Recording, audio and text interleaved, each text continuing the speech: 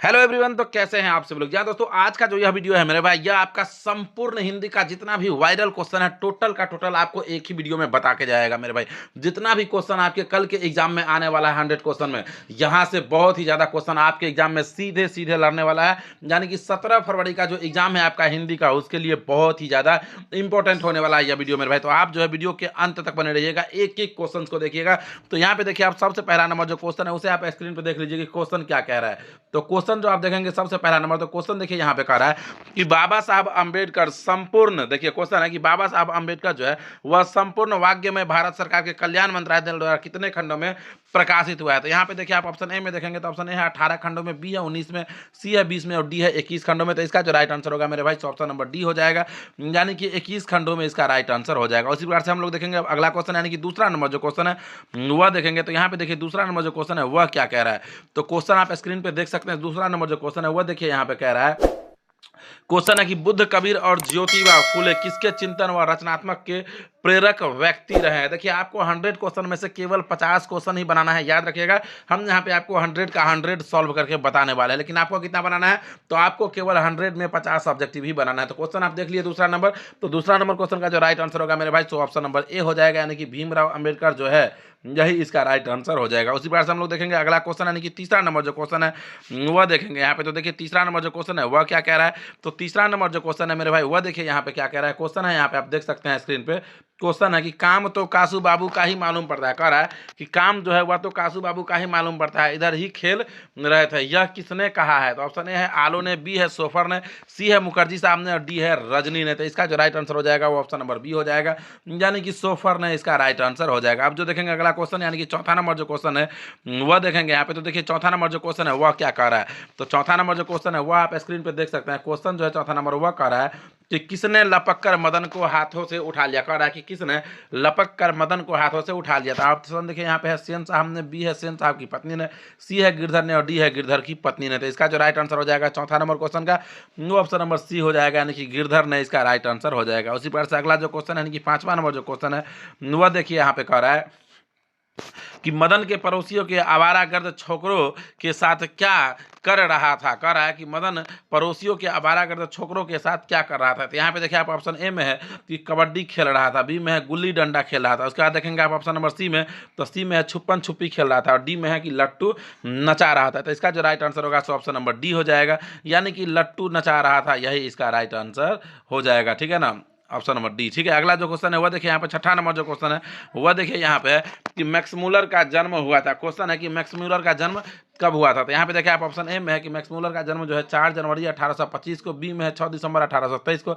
सी है 2 दिसंबर 1824 को और डी है 7 जनवरी 1826 को। तो मैक्स मूलर का जो जन्म हुआ था मेरे भाई वह हुआ था आपका 6 दिसंबर 1823 ईस्वी को, यानी कि ऑप्शन नंबर बी जो है यह इसका राइट आंसर हो जाएगा। अगला जो क्वेश्चन है, यानी कि सातवां नंबर जो क्वेश्चन है वह देखिए यहाँ पे है कि हितोपदेश का जर्मन भाषा में अनुवाद किसने प्रकाशित करवाया। क्वेश्चन है कि हितोपदेश का जर्मन भाषा में अनुवाद जो है यह किसने जो है प्रकाशित करवाया। तो यहाँ पे देखिए आप ऑप्शन ए में है महात्मा गांधी ने, बी में है गुनाकर मूले ने, सी में है मैक्स मूलर ने और डी में है यतीन्द्र मिश्र ने। तो सातवां नंबर क्वेश्चन का जो राइट आंसर होगा ऑप्शन नंबर सी हो जाएगा, यानी कि मैक्स मूलर ने जो है यही इसका राइट आंसर हो जाएगा। अब जो देखिए अगला जो क्वेश्चन है वह देखिए यहाँ पे आठवां नंबर जो क्वेश्चन है वह देखिए यहाँ पे कह रहा है कि मैक्स मूलर के अनुसार उनके यहाँ प्रचलित कहावतों और दंत कथाओं का प्रमुख स्रोत किसे माने जाने लगा है। कह रहा है कि मैक्स मूलर के अनुसार जो है उनके यहाँ प्रचलित कहावतों और दंत कथाओं का प्रमुख स्रोत किसे माना जाने लगा है। जल्दी से आप हमें कमेंट करके बताइए कि आठवां नंबर क्वेश्चन का राइट आंसर क्या हो जाएगा। तो आठवां नंबर क्वेश्चन का जो राइट आंसर होगा ऑप्शन नंबर डी हो जाएगा, यानी कि बौद्ध धर्मों को इसका राइट आंसर हो जाएगा। अब जो देखिए अगला जो क्वेश्चन है, यानी कि नवा नंबर जो क्वेश्चन है वह देखिए यहाँ पे क्वेश्चन क्या रहा था। क्वेश्चन आप स्क्रीन पे देख सकते हैं। क्वेश्चन जो है वह है यहाँ पे स्क्रीन पे देखिए आप,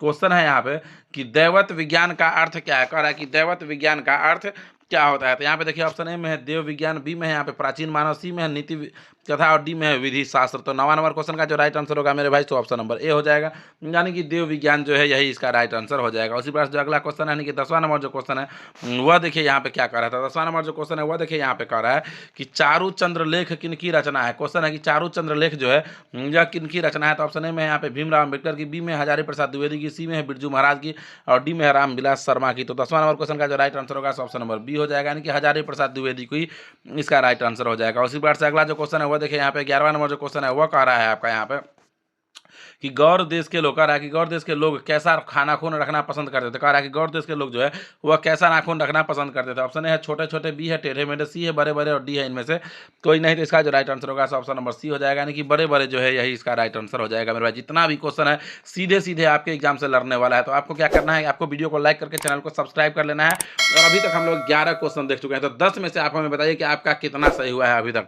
तो अगला जो क्वेश्चन है, यानी कि 12वां नंबर जो क्वेश्चन है वह देखिए यहाँ पे है कि आदमी के नाखून क्यों बढ़ते हैं। क्वेश्चन है कि आदमी के नाखून क्यों बढ़ते हैं, लेखक से यह किसने पूछा था। कह रहा है कि आदमी का नाखून जो है वह क्यों बढ़ता है, लेखक से यह बात किसने पूछा था। तो ऑप्शन में है लेखक की बहन ने, बी है लेखक के पुत्र ने, सी है लेखक के दोस्त ने, डी है लेखक की छोटी लड़की ने। तो इसका जो राइट आंसर होगा ऑप्शन नंबर बी हो जाएगा, यानी कि लेखक के पुत्र ने इसका राइट आंसर हो जाएगा। अगला जो क्वेश्चन है, यानी कि 13वां नंबर जो क्वेश्चन है वह देखिए यहाँ पे है कि पुराने का मोह सब समय वांछनीय ही नहीं होता। कह रहा है कि पुराने का मोह सब जो है यह समय वांछनीय नहीं होता है। यह किस शीर्षक पाठ की पंक्ति है। ऑप्शन ए है विष की दांत की, बी है नाखून क्यों बढ़ते हैं, सी है नागरी लिपि, डी है शिक्षा और संस्कृति की। तो 13वां नंबर क्वेश्चन का जो राइट आंसर हो जाएगा ऑप्शन नंबर बी हो जाएगा, यानी कि नाखून क्यों बढ़ते हैं, यही इसका राइट आंसर हो जाएगा। अगला जो क्वेश्चन है, यानी कि 14वां नंबर जो क्वेश्चन है वो देखिए यहाँ पे कि नागरी लिपि शीर्षक पाठ किस पुस्तक से लिखा गया है। क्वेश्चन जो है वह है कि नागरी लिपि शीर्षक पाठ जो है यह किस पुस्तक से लिया गया है। तो ऑप्शन ए में है अक्षर कथा से, बी में है इतिहास और संस्कृति से, सी में है भारतीय लिपियों की कहानी से, डी में है सौर मंडल से। तो 14 नंबर क्वेश्चन का जो राइट आंसर होगा ऑप्शन नंबर सी हो जाएगा,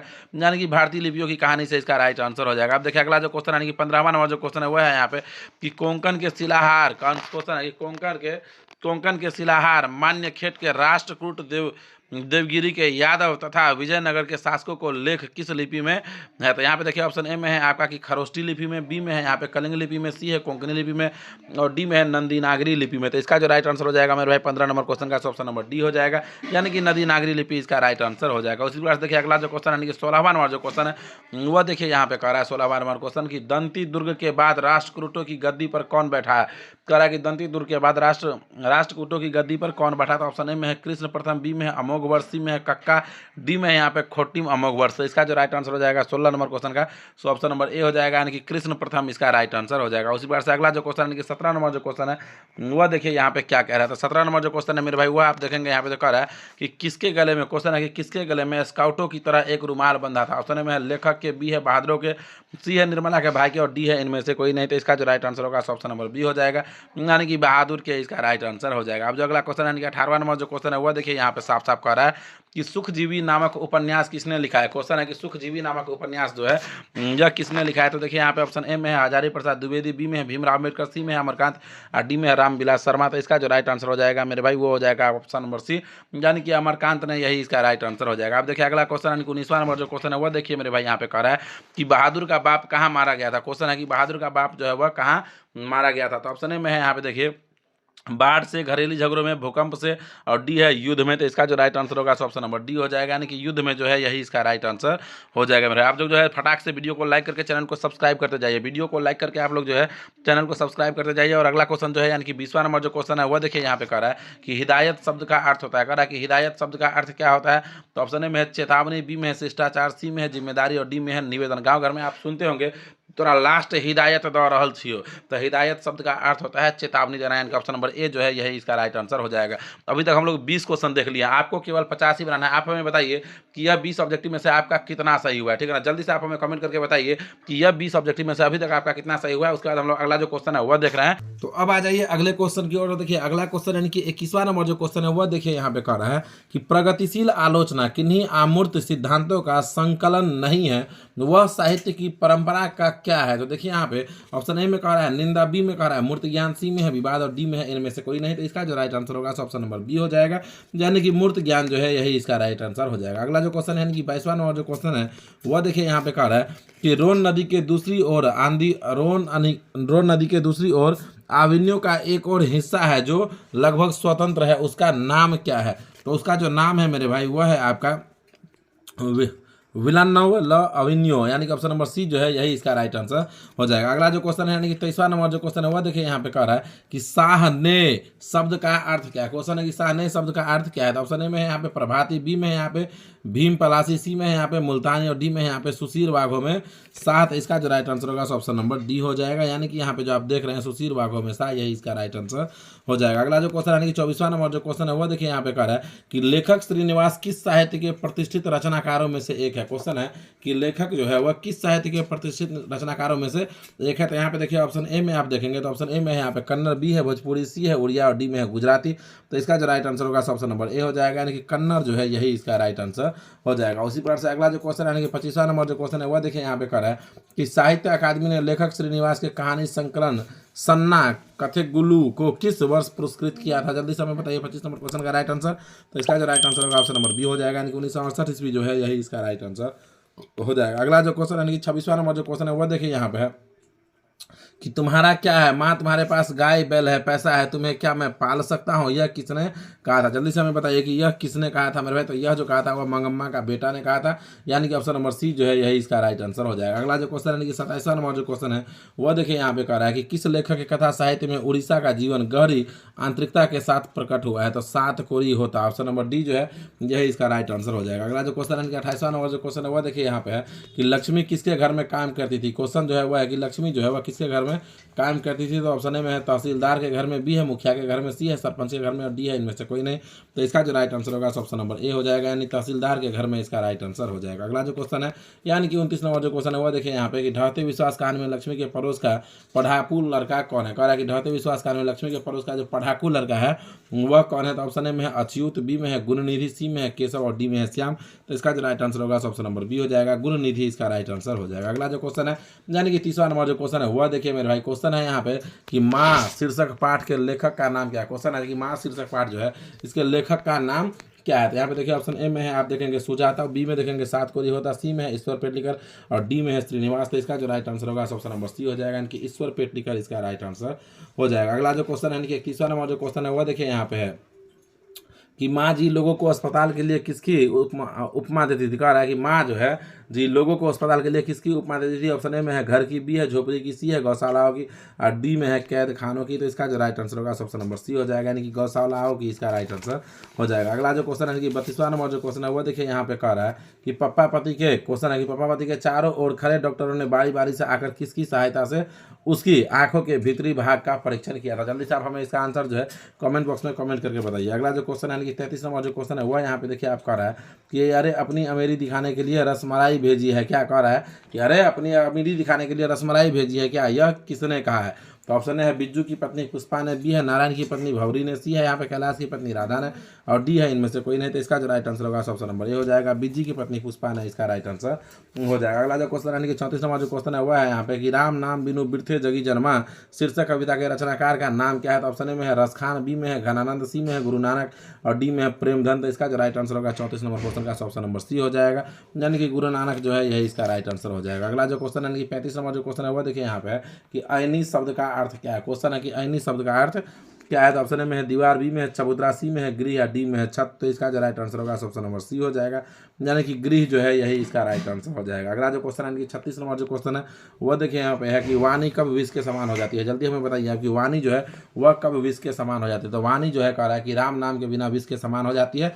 तो ऑप्शन नंबर सी इसका राइट आंसर हो जाएगा। अगला जो क्वेश्चन है 37 नंबर उसे देखिए मेरे भाई, और 37 नंबर जो क्वेश्चन है वह देखिए यहाँ पे कह रहा है कि मोह मन मनिक ले गयो चितई चोर नंदनंद, यह पंक्ति किस कविता से उदित है। जल्दी से हमें बताइए तो यह जो पंक्ति है ये किस कविता से उदित है। तो यह जो पंक्ति है यह प्रेम अय्यनी श्री राधिका से जो है ना उद्धृत है। ठीक है, अगला जो क्वेश्चन है 38 नंबर वह देखिए यहाँ पे है कि स्वदेशी शीर्षक कविता के कवि का नाम क्या है। क्वेश्चन है कि स्वदेशी शीर्षक कविता जो है इसके कवि का नाम क्या है। तो ऑप्शन ए में है सुमित्रा नंदन पंत, बी में है यहाँ पे वीरेन डंगवाल, सी में है यहाँ पे बद्री नारायण चौधरी प्रेमधन, सी में है जीवनंदन दास। तो इसका जो राइट आंसर हो जाएगा 38 नंबर क्वेश्चन का ऑप्शन नंबर सी हो जाएगा। अगला जो क्वेश्चन है कि 39 नंबर जो क्वेश्चन है उसे हम लोग देखेंगे। तो देखिए 39 नंबर जो क्वेश्चन है वह कह रहा है यहाँ पे कि निम्न में से कौन सी रचना है जो बद्री नारायण चौधरी यानी कि प्रेमधन की है। तो ऑप्शन ए में है भारत माता, बी में है लौट कर आऊँगा, फिर सी में है एक वृक्ष की हत्या और डी में है यहाँ पे जीर्ण जनपद। तो इसका जो राइट आंसर होगा ऑप्शन नंबर डी हो जाएगा, यानी कि जीर्ण जनपद जो है यही इसका राइट आंसर हो जाएगा। अब देखेंगे अगला क्वेश्चन यानी कि 40वां नंबर जो क्वेश्चन है वह देखेंगे यहाँ पे। तो देखिए 40वां नंबर जो क्वेश्चन है वह कह रहा है कि स्वदेशी कविता किससे संकलित है। क्वेश्चन है कि स्वदेशी कविता जो है यह किससे संकलित है। तो ऑप्शन ए में है जीर्ण जनपद से, बी में है हारे को हरिनाथ से, सी में है प्रेमधन स्वरों से, डी में है परशुराम की प्रतीक्षा से। तो इसका जो राइट आंसर होगा मेरे भाई 40 नंबर क्वेश्चन का ऑप्शन नंबर सी हो जाएगा। जाएगा, यानी कि प्रेम धन से इसका राइट आंसर हो जाएगा। अगला जो क्वेश्चन है 41 नंबर, उसे देखिए यहाँ पे कह रहा है कि सुमित्रा नंदन पंत, क्वेश्चन है कि सुमित्रा नंदन पंत उत्तरांचल के किस जिले के रहने वाले थे? ऑप्शन है बागेश्वर, बी में है यहाँ पे आप देखेंगे अल्मोड़ा, सी में है चमोली, डी में है देहरादून। तो इसका जो राइट आंसर होगा ऑप्शन नंबर बी हो जाएगा। अगला जो क्वेश्चन है यानी कि 42वां नंबर जो क्वेश्चन है वो आप लोग देखिए यहाँ पे कह रहा है कि भारत माता शीर्षक कविता किस काव्य कृति से ली गई है? तो ऑप्शन में है पल्लव, बी में है वीणा, सी में है ग्राम्या, डी में है ग्रंथि। तो इसका जो राइट आंसर होगा ऑप्शन नंबर सी हो जाएगा। उसी प्रकार से अगला जो क्वेश्चन है 43वां नंबर जो क्वेश्चन है वो देखिए यहाँ पे कह रहा है कि कवि रामधारी सिंह दिनकर को किस रचना पर ज्ञानपीठ पुरस्कार प्राप्त हुआ है? जल्दी से हमें बताइए कि कवि रामधारी सिंह दिनकर जो है उसे किस रचना पर ज्ञानपीठ पुरस्कार प्राप्त हुआ है? तो ऑप्शन में है यहाँ पे प्रणभंग, बी में है रेणुका, सी में है हुंकार और डी में है उर्वशी। तो इसका जो राइट आंसर होगा ऑप्शन नंबर डी हो जाएगा, उर्वशी इसका राइट आंसर हो जाएगा। अगला जो क्वेश्चन है यानी कि 40वां नंबर जो क्वेश्चन है वह देखिए और उसे पढ़ के इसका आंसर जो है आप लोग खुद हमें कमेंट बॉक्स में कमेंट करके बताइएगा क्योंकि यह क्वेश्चन जो है लंबा है, समय ज़्यादा लग जाएगा। अगला जो क्वेश्चन है वो हम लोग देखेंगे यानी कि 45 नंबर जो क्वेश्चन है वो हम लोग देखेंगे। यहाँ पे देखिए कह रहा है कि निम्नलिखित में सच्चिदानंद हीरानंद वात्स्यायन अज्ञेय की कविता कौन है? तो देखिए ऑप्शन ए में है यहाँ पे लौट कर आऊँगा जरूर, फिर बी में है जनतंत्र का जन्म, सी में है मेरे बिना तुम प्रभु, डी में है हिरोशिमा। तो इसका जो राइट आंसर होगा ऑप्शन नंबर डी हो जाएगा, हिरोशिमा इसका राइट आंसर हो जाएगा। अगला जो क्वेश्चन है कि 46वां नंबर जो क्वेश्चन है वह है यहाँ पे कि कुंवर नारायण रचित, क्वेश्चन है कुंवर नारायण रचित इन दिनों साहित्य की कौन विद्या है? तो ऑप्शन में है काव्य संग्रह, बी में है कहानी संग्रह, सी में है साक्षात्कार और डी में है समीक्षा।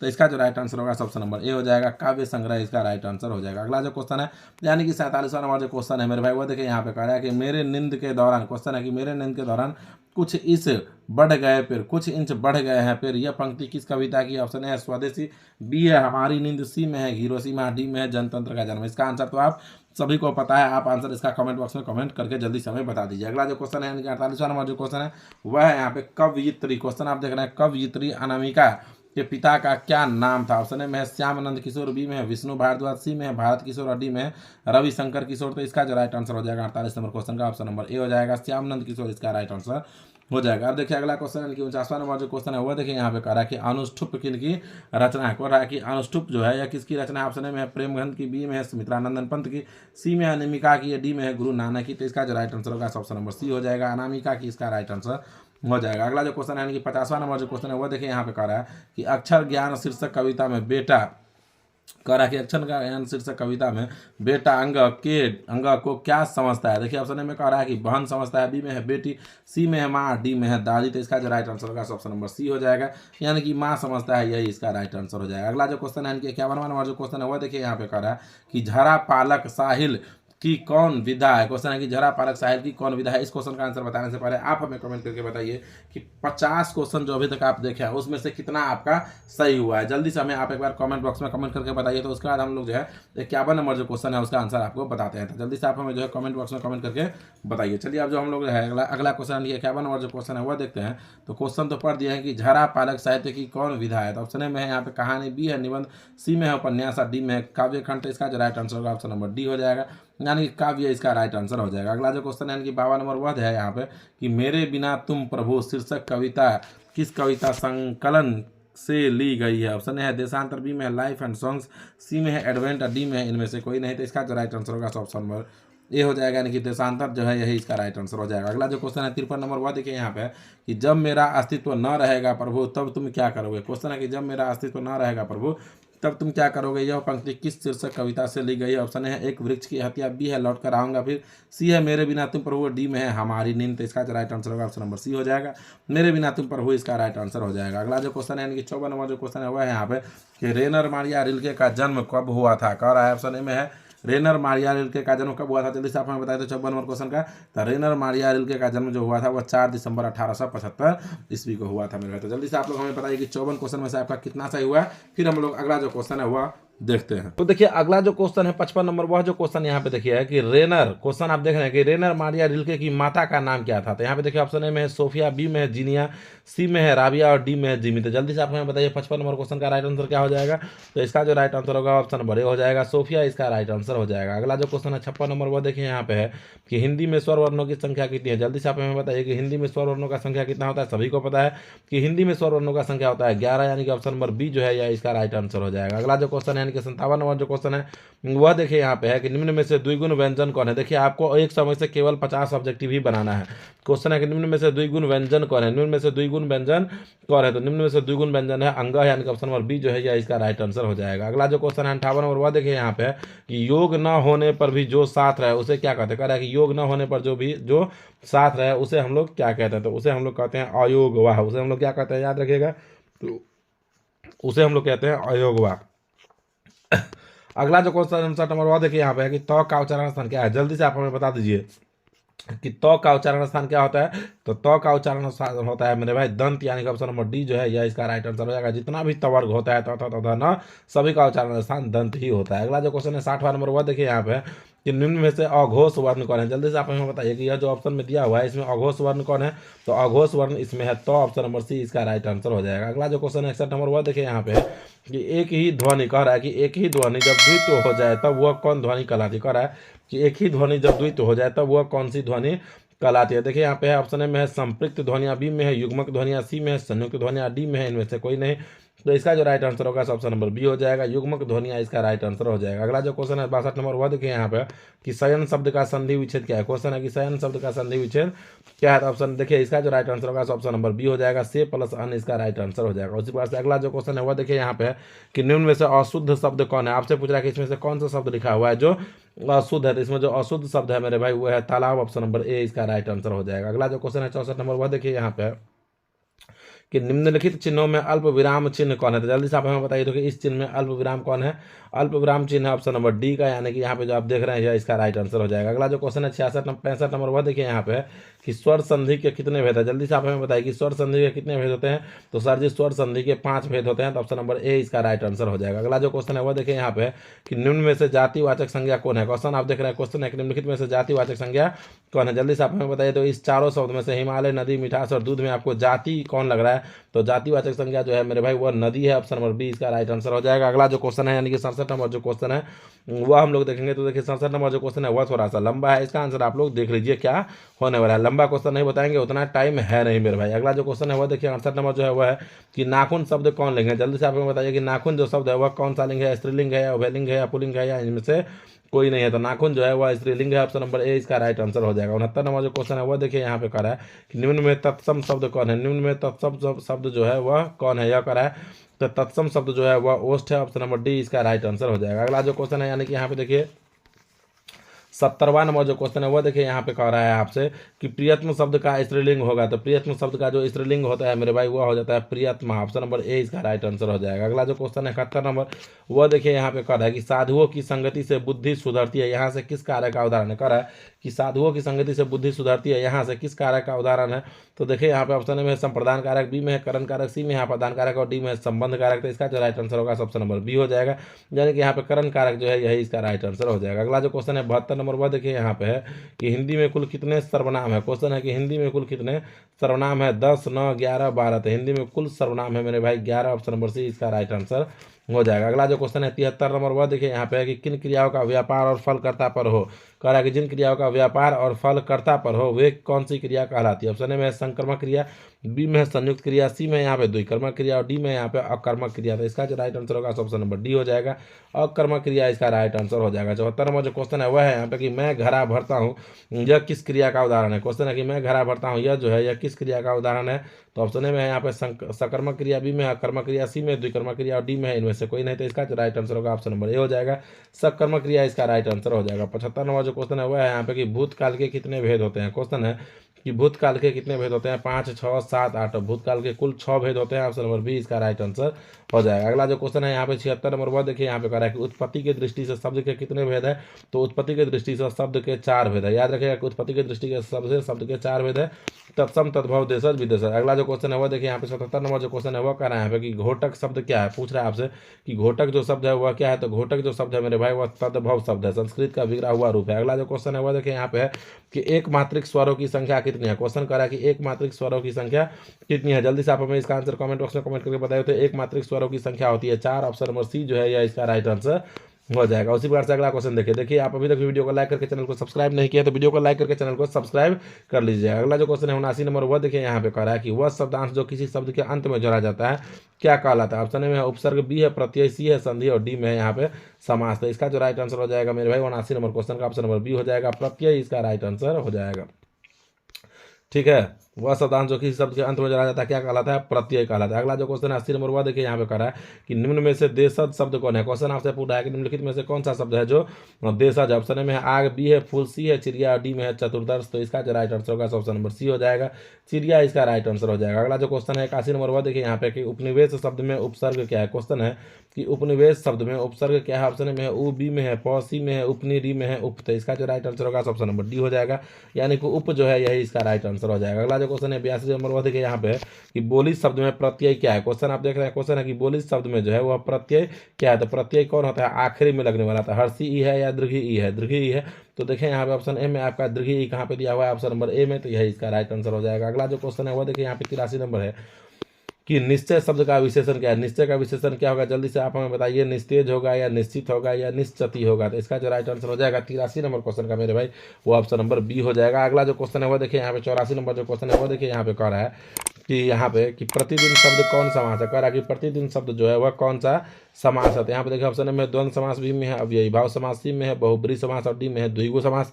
तो इसका जो राइट आंसर होगा ऑप्शन नंबर बी हो जाएगा, यानी कि यहाँ पे अव्ययी भाव समास जो है यही इसका राइट आंसर हो जाएगा। अगला जो क्वेश्चन है 85 नंबर, वह देखिए यहाँ पे कह रहा है कि किसी न किसी तरह किस पदबंध का उदाहरण है। कह रहा है किसी न किसी तरह जो है यह किस पदबंध का उदाहरण है। इसका आंसर जो है आप लोग कमेंट बॉक्स में कमेंट कीजिए। तो अगला जो क्वेश्चन है 86 नंबर, वह देखिए यहाँ पे कह रहा है कि मैंने भोजन नहीं किया इसलिए मेरी भूख नहीं मिटी, यह किस वाक्य का उदाहरण है। संयुक्त वाक्य या सरल वाक्य या मिश्र वाक्य या इनमें से कोई नहीं। तो इसका जो राइट आंसर होगा ऑप्शन नंबर सी हो जाएगा, मिश्र वाक्य इसका राइट आंसर हो जाएगा। अगला जो क्वेश्चन है वह देखिए यहाँ पे कह रहा है कि चांद पर थूकना मुहावरे का क्या अर्थ है। कह रहा है कि चांद पर थूकना इस मुहावरे का अर्थ क्या है। तो ऑप्शन में है सहजना, बी में है खूब याद रखना, सी में है व्यर्थ निंदा, डी में है भटकना। तो इसका जो राइट आंसर होगा ऑप्शन नंबर सी हो जाएगा, तो यानी कि व्यर्थ निंदा इसका राइट आंसर हो जाएगा। अगला जो क्वेश्चन है 88 नंबर, वह है यहाँ पे कि तालाब शब्द का पर्यायवाची शब्द क्या है। क्वेश्चन आप देख रहे हैं, क्वेश्चन है कि तालाब शब्द का पर्यायवाची शब्द क्या है। तो यहाँ पे आ जाइए आप, ऑप्शन ए में है विभूति, बी में है यहाँ पे नीर, सी में है समीरण, डी में है तराग। तो इसका जो राइट आंसर होगा मेरे भाई ऑप्शन नंबर डी हो जाएगा। अगला जो क्वेश्चन है वो देखिए यहाँ पे 90 नंबर है कि निम्नलिखित शब्दों में अशुद्ध शब्द कौन है। ऑप्शन ए में है उज्ज्वल, बी में है साप्ताहिक, सी में है प्रेयसी और डी में है संन्यास। तो इसका जो राइट आंसर हो जाएगा 90 नंबर क्वेश्चन का वो ऑप्शन नंबर ए हो जाएगा।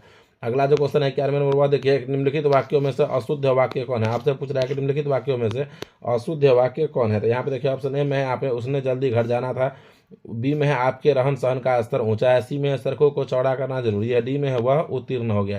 तो इसमें जो अशुद्ध वाक्य है वो ऑप्शन नंबर ए में है कि उसने जल्दी घर जाना था, उसे जल्दी घर जाना था, ऐसा हो सकता है। अगला जो क्वेश्चन है 92 नंबर, वो देखिए यहाँ पे कि उद्योग शब्द का संधि विच्छेद कौन है। जल्दी से आप हमें बताइए। तो उद्योग का संधि विच्छेद क्या हो जाएगा। तो सर जी उद्योग का संधि विच्छेद हो जाएगा उत्त प्लस योग, याद रखिएगा उत्त प्लस योग, उत्त प्लस योग। अगला जो क्वेश्चन है वह 93 नंबर क्वेश्चन यहाँ पे देखिए कह रहा है कि स के उच्चारण में जिह्वा किसे स्पर्श करती है। कह रहा है कि दंत स के उच्चारण में जिह्वा जो है वह किसे स्पर्श करती है। ऑप्शन ए है मूर्धा को, बी है ओष्ठ को, सी है तालु को और डी है दंत को। तो इसका जो राइट आंसर होगा ऑप्शन नंबर डी हो जाएगा, यानी कि दंत को इसका राइट आंसर हो जाएगा। अगला जो क्वेश्चन है यानी कि यहाँ पे 94 नंबर जो क्वेश्चन है वह देखिए यहाँ पे कह रहा है कि मेहतर शब्द का स्त्रीलिंग रूप क्या है। जल्दी से आप हमें बताइए तो कि मेहतर शब्द का स्त्रीलिंग रूप क्या है। तो मेहतर शब्द का स्त्रीलिंग रूप होता है मेहतरानी, ऑप्शन नंबर डी। अगला जो क्वेश्चन है 95 नंबर जो क्वेश्चन है वह देखिए जल्दी से आप, और देखिए 95 नंबर जो क्वेश्चन है वह कह रहा है यहाँ पे कि अंधी पीसे कुत्ता खाए, अंधी पीसे कुत्ता खाए लोकोक्ति का अर्थ क्या है। तो ऑप्शन में है माँ मूर्ख हो रहा, बी में है दोनों और संकट, सी में है मूर्ख की कमाई दूसरे की खाते और डी में है दोहरा फायदा। तो इसका जो राइट आंसर होगा ऑप्शन नंबर सी हो जाएगा। अगला जो क्वेश्चन है 96 नंबर, वह देखिए यहाँ पे कह रहा है कि यह कोई नया काम नहीं है, यह किस सर्वनाम का उदाहरण है। ऑप्शन में है निजवाचक सर्वनाम, संबंधवाचक सर्वनाम, प्रश्नवाचक सर्वनाम और निश्चयवाचक सर्वनाम। तो इसका जो राइट आंसर होगा ऑप्शन नंबर डी हो जाएगा, निश्चयवाचक सर्वनाम इसका राइट आंसर हो जाएगा। अगला जो क्वेश्चन यानी कि 97 नंबर जो क्वेश्चन है वह देखिए यहाँ पे कह रहा है कि मोहन खाता है, यह किस कारक का उदाहरण है। जल्दी से आप हमें बताइए कि मोहन खाता है यह किस कारक का उदाहरण है। तो मोहन खाता है फर्स्ट पर्सन है, कर्ता कारक का उदाहरण है, ऑप्शन नंबर है। अगला जो क्वेश्चन है वह है कि चादर शब्द कौन लिंग है। कह रहा है कि चादर शब्द जो है वह कौन सा लिंग है, पुल्लिंग या स्त्रीलिंग या उभयलिंग। तो चादर शब्द जो है मेरे भाई वह आपका स्त्रीलिंग है, ऑप्शन नंबर बी। अगला जो क्वेश्चन है 99 नंबर, वह देखिए यहाँ पे कह रहा है कि च का उच्चारण स्थान क्या है। तो च का उच्चारण स्थान होता है तालु, याद रखिएगा कि जितना भी चवर्ग है सभी का उच्चारण स्थान क्या होता है तालु। अगला जो आखिरी क्वेश्चन और 1.25 नंबर जो क्वेश्चन है वह है यहाँ पे कि अ, हर्ष, ई, उ और री, ये कौन सा स्वर है? तो ये सभी मेरे भाई हर्ष स्वर है, याद रखिएगा, ठीक है ना। तो ये जितना भी था ऑब्जेक्टिव क्वेश्चन। अब आपको दिखाते हैं कि सब्जेक्टिव में क्या क्या रहता है। तो देखिए ऑब्जेक्टिव में 100 क्वेश्चन बनाने के बाद जैसे ही आप खंड ब में आएंगे, खंड ब में एक सब्जेक्टिव रहता है, 100 में से 50 आपको बनाना रहता है। जैसे ही आप खंड ब में आए तो खंड ब में आपको पहला नंबर जो क्वेश्चन दिखेगा वह दिखेगा आपको गद्यांश। गद्यांश में एक कहानी दिया रहता है, उसको आपको पढ़ना रहता है और उसी कहानी का से क्वेश्चन रहता है और उस क्वेश्चन का आंसर आपको देना रहता है। एक एक क्वेश्चन 2 नंबर का रहेगा, जैसा कि आप यहाँ पे देख सकते हैं। कह रहा है कि निम्नलिखित गद्यांश में से किसी एक गद्यांश को पढ़कर नीचे दिए गए प्रश्नों के उत्तर दे, प्रत्येक प्रश्नों का 2 अंकों का है। तो यहाँ पे देखिए क में एगो गद्यांश दिया गया है, इसे पढ़ लीजिए। फिर देखिए नीचे में 5 को प्रश्न दिया है, यदि आप एगो का जवाब देंगे पढ़ के तो 2 नंबर, 2 का देंगे 4 नंबर, 3 का देंगे 6 नंबर, उसी प्रकार से 5 का जवाब देंगे तो आपको 10 नंबर पूरे का पूरा मिलेगा। इसको आपको याद नहीं करना, ये जो ऊपर में गद्यांश दिया हुआ है इसी में इसका आंसर है। तो देखिए 2 का गद्यांश रहेगा, ठीक है, क आ ख उसमें से कोई एक बनाना है। फिर जो आप जैसे ही दूसरा नंबर क्वेश्चन में आएंगे तो फिर से गद्यांश आ जाएगा और फिर से 10 नंबर का आएगा। तो फिर से यहाँ पे 2 का गद्यांश रहेगा, इसमें से कोई आपको एक बनाना है तो 10 आ 10 20 नंबर ऐसे ही आपको मुफ्त में मिल जाएगा। अब जो अगले अगले क्वेश्चन की ओर आप आइएगा तब आ जाता है आपका निबंध लिखिए। तो निबंध में देखिए आपको यहाँ पे रहेगा निम्नलिखित में से किसी एक विषय पर दिए गए संकेत बिंदुओं के आधार पर लगभग 250 से 300 शब्दों में निबंध लिखिए।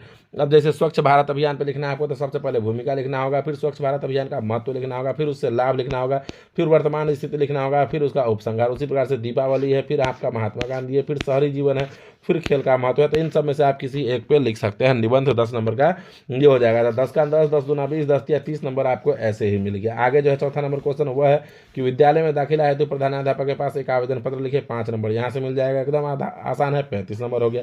फिर आगे आएंगे तो निम्नलिखित प्रश्नों में से किन्हीं 5 प्रश्नों का उत्तर 20 से 30 शब्दों में दे। यह जो है यह किताब से क्वेश्चन है, इसे आपको याद करके जाएंगे तो ही आपसे यह बनेगा, ठीक है ना। तो यह 10 नंबर का आता है। फिर आप आगे आएंगे तो लास्ट में आता है व्याख्या करें, तो व्याख्या आप कर देते हैं तो 5 नंबर यहाँ से मिलता है। तो इस प्रकार से आपका जो है 100 नंबर जो है वह कंप्लीट हो जाता है मेरे भाई, 100 नंबर। तो आप पूरा वीडियो को देख चुके हैं, जाके तोड़ के फोड़ के बराबर करके आपको आना है एग्जाम में। और मैथ का वीडियो भी आपको इसी चैनल पे मिलेगा, साइंस का भी इसी पे मिलेगा, सोशल साइंस का भी इसी पे मिलेगा। तो आपको अंत तक बने रहना है, एग्जाम के अंत तक मेरे भाई, ठीक है। तो चलिए मिलते हैं हम लोग फिर से किसी दूसरे वीडियो में और दूसरे टॉपिक के साथ। तब तक के लिए जय हिंद, जय भारत, जय बिहार।